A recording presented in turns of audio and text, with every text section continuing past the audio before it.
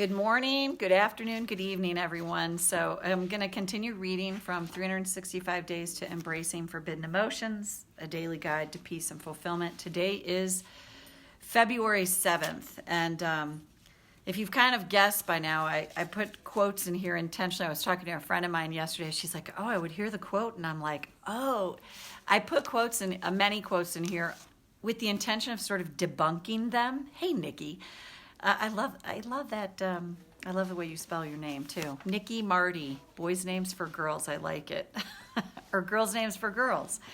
So it's to debunk a lot of these like pithy personal development quotes that are out there that it took me a long time to realize why I just felt bad reading these things. And it's much like I've said, if people do a vision board or something like this, it can have the opposite effect on you. It can actually, even neurologically, physiology-wise, if you're looking at a vision board and every time you see it, everything you put on there has not come into being or only like a minute portion of it, what it actually does is reinforces negatively how we feel about ourselves.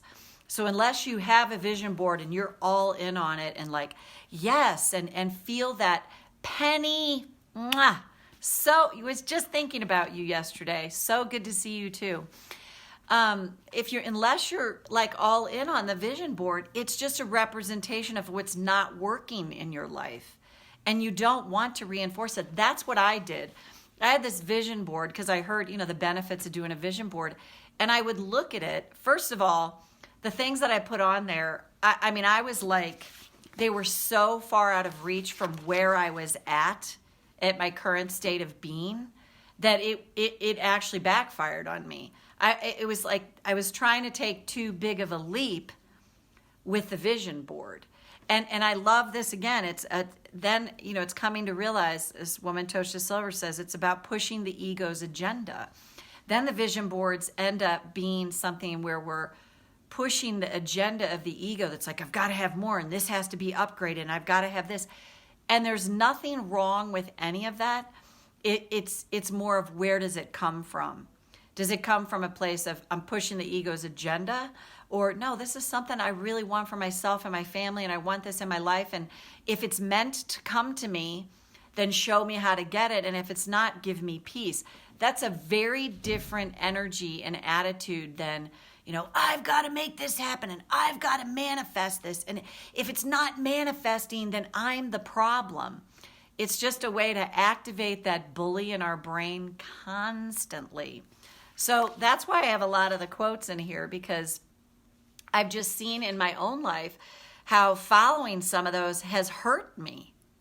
And I don't believe for 1 minute anybody that's putting that kind of information out there intends. They intend the opposite. They want to help. They want to uplift people. But if you're not in the space, if your brain's not ready to receive it, you can't get it. It's just another way. Hey, Cindy. Hey, Karen. It's another way to like beat ourselves up. And I don't know about you, but I do that enough and I'm so freaking tired of it. It's like, I'm like, yeah, that's why daily reminders to me like this are huge.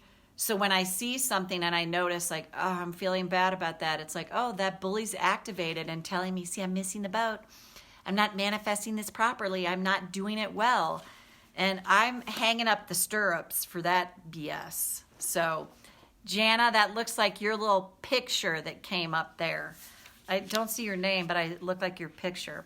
All right, so today, that was my monologue before today, February 7th. If you focus on the hurt, you will continue to suffer. If you focus on the lesson, you will continue to grow. Healthyplace.com. It's interesting. That's true. If we continue to focus on the hurt, we're just going to feel and get more hurt. But it's devoid of how do I just stop focusing on the hurt? Just stop.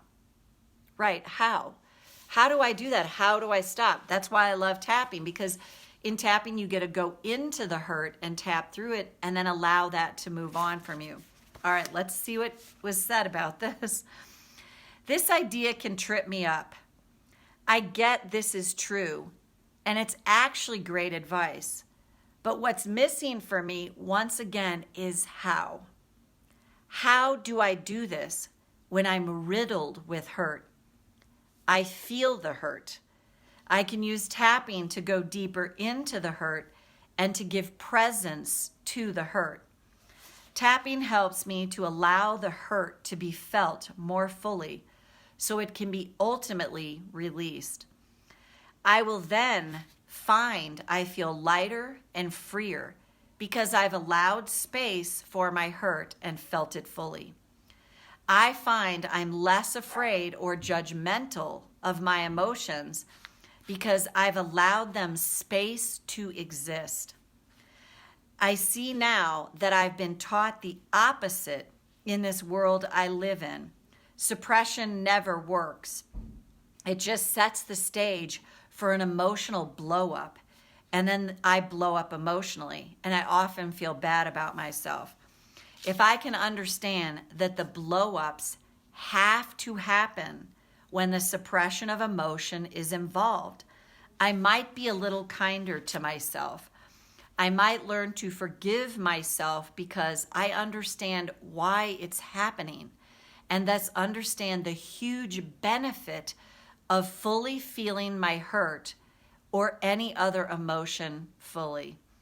When I do this, the lesson doesn't have to have a bitter taste in my mouth. New awarenesses help me see things in a better way. And then thought for the day, what if today I can practice feeling one emotion a little more fully while tapping? Now again, that's not promoted in our culture. It's like, oh, like get over it, put your big girl pants on, keep the stiff upper lip, do all of that. But I have found the liberation and freedom of allowing myself to go through emotions. It doesn't mean it's easy.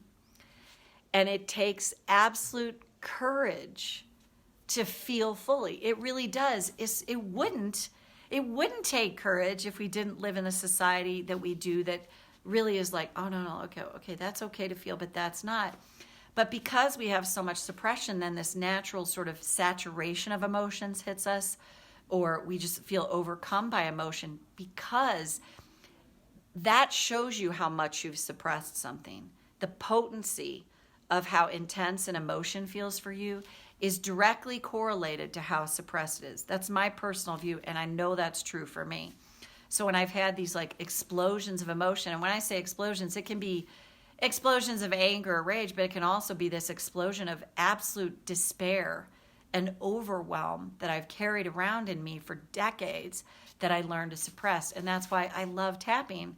You give the emotions full flower, you allow them to bloom. It'll feel intense for a while, but then all of a sudden it's like the fever breaks. And then you're like, oh wow, it just doesn't feel so intense. That's the progression I've seen in my life. It's not like it's all happy thoughts and I say butterfly farts and fairy farts. It's like, oh, I just feel less bad today. And then I feel a little less bad. And then a little less bad. And then a little less bad. And then all of a sudden I'm like, oh my God, I feel optimism. So Janice, awesome to see you. Great. I hope everything's going well for you. Cindy, Karen, Penny, Nikki. And that's it for today. And actually, I'm going to do, in my Tapping Really Works group, I'm going to do a requested video. So, and then we have a new member of the family, a little dog my stepdaughter got named Willa. She's so adorable. I told my stepdaughter, when you have grandchildren, I'm going to be a nightmare. So we were laughing about that. So anyway, everyone have a great rest of your day. Bye for now.